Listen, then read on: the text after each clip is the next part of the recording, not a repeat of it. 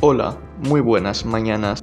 El cine es sin duda uno de los medios culturales más importantes e influyentes de nuestra época, por no aventurarme a decirme el que más, teniendo el poder de unir a personas de todo el mundo bajo una misma trama, unos mismos personajes o una misma escena. Pero, ¿alguna vez te has preguntado por qué las películas más taquilleras, las que más fama acaban consiguiendo, son todas estadounidenses? América del Norte controla el 34,5% de toda la industria cinematográfica. Ni siquiera aquí en Europa es tan relevante su propio cine, controlando Hollywood el 70% de las películas vistas aquí en las salas. Yo soy Ivanuski y esto es por qué Europa no tiene una gran industria cinematográfica como Hollywood o Bollywood. En 1878, al fotógrafo Edward Muybridge se le planteó averiguar si los caballos tenían las cuatro patas en el aire cuando estaban corriendo. Para saberlo, montó múltiples cámaras en Stanford, California, y grabó esto. Lo que acabáis de ver es la primera película de la historia. No obstante, la industria del cine no se desarrollaría aquí en California, sino en la otra punta del Atlántico, Europa. Los hermanos Lumière abrieron la primera sala de cine comercial y proyectaron la primera película comercial de la historia, la del tren llegando a la estación. Como podéis ver, sin color y sin volumen. Según dicen, al ser algo que la gente no había visto nunca antes, se asustaban y salían corriendo al fondo de la sala para evitar que el tren les arrollase. Desde ese momento, el cine ya era un fenómeno imparable. Empezó a crecer en Reino Unido, Dinamarca y Alemania, pero sobre todo fueron Italia y Francia los que dominaron el mercado. Francia utilizaba múltiples efectos especiales innovadores, impulsados por las técnicas de Georges Méliès, e Italia era conocida por contar con muchos extras, usar escenarios inimaginables y sobre todo por retratar su historia. El cine europeo ya era algo imparable, suponía el 50% del mercado cinematográfico estadounidense gracias a sus técnicas de uso del color, técnicas de uso del sonido y los largometrajes, es decir, las películas de hoy en día de hora y media de duración, trama interesante con grandes estrellas del cine y mucha publicidad sobre la película. Antes de los largometrajes, las películas eran simplemente cosas aleatorias pegadas sin cohesión entre sí de un cuarto de hora aproximadamente. En Estados Unidos no podían quedarse atrás. Si quieres hacer una película necesitas luz. Y la única forma gratuita de obtenerla es el sol, por lo que se buscaba un lugar donde irradiara mucho el sol y por ello el pueblo de Hollywood era el indicado. California no es solo un lugar con mucho sol, sino que tiene muchísimos paisajes variados, con poca distancia entre ellos y un clima casi perfecto. Pero esto no era la única razón por la que la industria del cine se fue a Hollywood. También fue por culpa de este señor, Thomas Alva Edison. Edison, conocido por ser más un hombre de negocios que ser un inventor, decidió patentar más de 1000 instrumentos de fotografía y grabación para su compañía de patentes de imágenes en movimiento. Esta compañía empezó a formar un monopolio sobre todos los instrumentos de grabación, cosa que no gustó a muchos realizadores, y empezaron a irse de Nueva Jersey, donde se concentraba el cine estadounidense, a California. Los jueces californianos no aprobaban las prácticas monopolistas de Edison. La concentración de tantos genios en una misma zona provocó que las películas empezaran a durar más y tener más calidad, lo que aumentó el precio de la entrada de los cines y también aumentó el número de personas que acudían a estas salas, lo que suponía mayores ingresos y más capacidad para seguir generando películas. Había una gran competencia entre el cine estadounidense y el europeo, con el del viejo continente sacando una gran ventaja, hasta que de repente el curso de la historia cambia. El 28 de junio de 1914, un coche se mete en una calle equivocada en Sarajevo. De la nada, un hombre saca una pistola y asesina a los dos pasajeros. El archiduque Francisco Fernando, heredero de la corona austrohúngara, y a su esposa, Sofía Chotek. Las tensiones escalan y sucede la Primera Guerra Mundial. Mucha gente marchó al frente y la guerra destruyó Europa, pero esto no para la industria del cine, ni mucho menos. Durante esos años la gente necesitaba entretenerse, y de algún modo también sirvió como instrumento de propaganda gubernamental en algunos países.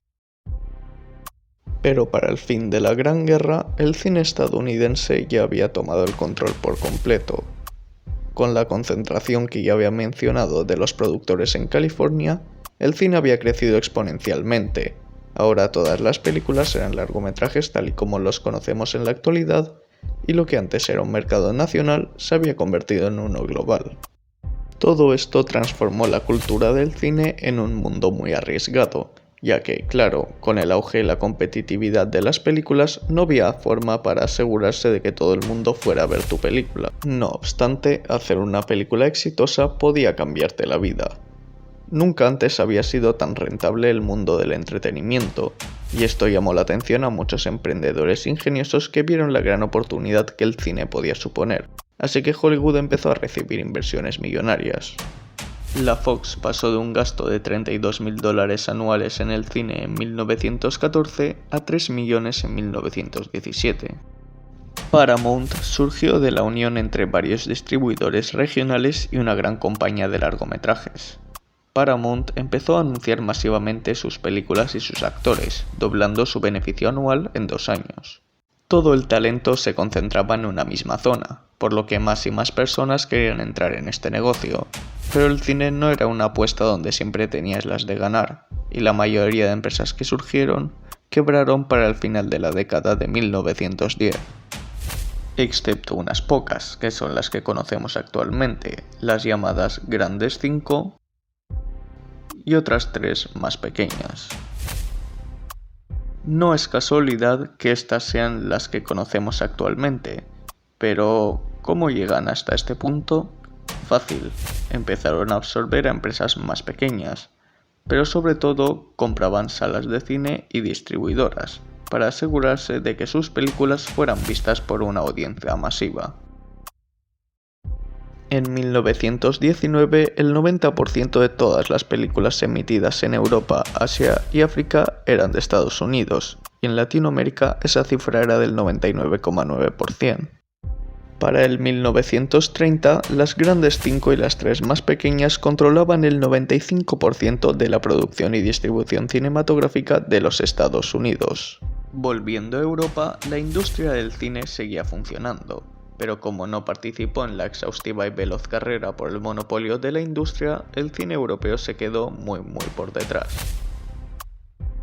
Hollywood conquistó el mercado europeo, ya que los duros precios de la guerra que Europa debía pagar, así como las numerosas regulaciones impuestas por los gobiernos al mercado del cine, había provocado que este mercado ya no fuera rentable en Europa. Hollywood había conquistado el cine europeo, excepto en un lugar: Alemania. Durante la República de Weimar, es decir, entre las 2 guerras mundiales, la población necesitaba entretenimiento. Sin embargo, durante la Primera Guerra Mundial, el cine americano no logró colarse en Alemania, lo que supuso el surgimiento del estudio a gran escala más antiguo del mundo, el estudio Babelsberg, ubicado cerca de Berlín, y la unión de todos los talentos del cine bajo una única empresa: UFA. Surgieron personas famosas como Friedrich Wilhelm Murnau y Fritz Lang, que desarrollaron películas tan exitosas como Metrópolis. El cine alemán podría haber superado al americano, ya que gracias a la inflación era muy barato producir estas películas, pero tras la guerra los estadounidenses no vieron con buenos ojos los productos alemanes. Aparte de que el estilo era muy diferente entre Hollywood y Alemania y no había terminado de encajar entre el público estadounidense. Tras la Primera Guerra Mundial, Alemania solo permitía la entrada de un reducido número de películas estadounidenses, pero poco a poco fue relajando las restricciones, por lo que Hollywood vio la oportunidad perfecta para acabar conquistando el cine en Alemania. Las empresas de Estados Unidos empezaron a comprar salas de cines para que se emitieran sus películas. La UFA empezó a tener problemas financieros y poco a poco el cine alemán fue dejando espacio para el que venía del otro lado del Atlántico. Poco tiempo después subió al poder en Alemania un hombre de bigote peculiar que impuso un régimen de censura brutal, es decir, no se podía producir ni emitir ninguna película sin la aprobación del ministro de Cultura y Propaganda Joseph Goebbels. Muchos artistas alemanes volaron a Los Ángeles, y así se destruyó todo el potencial del cine alemán. La Segunda Guerra Mundial había dejado a Europa en ruinas, y la gente ya no se podía enfocar en producir películas, sino en reconstruir el continente. Para asegurarse al completo el dominio total de la producción del cine global, Hollywood explicó a las instituciones que las películas debían verse como un producto económico, no como uno cultural, y por tanto no debían imponerse ningún tipo de restricciones ni regulaciones para poder sacar los máximos beneficios posibles y producir el mayor número de películas posibles. Pese a todo esto, el cine europeo no murió del todo. Se siguen produciendo películas bastante relevantes en el continente. Francia es la actual mayor potencia del cine en el continente. Italia creó Cinecittà durante la dictadura de Mussolini con el objetivo de competir contra Hollywood. El Reino Unido también saca numerosas películas cada año. Y aquí en España, pues bueno, algunos dicen que nuestro cine es muy malo, otros dicen que no, pero es obligatorio fijarnos que nuestras películas están ganando bastante terreno en el resto del mundo. El mercado más grande actualmente es Asia, lo que podría marcar la ruta de las empresas cinematográficas durante los próximos años. Esta ha sido la explicación del por qué Hollywood y no porque en cualquier otro sitio. Si te ha gustado, dale like y suscríbete. Tengo más vídeos en mi canal como estos que te podrían interesar. Yo soy Ivanuski, adeu.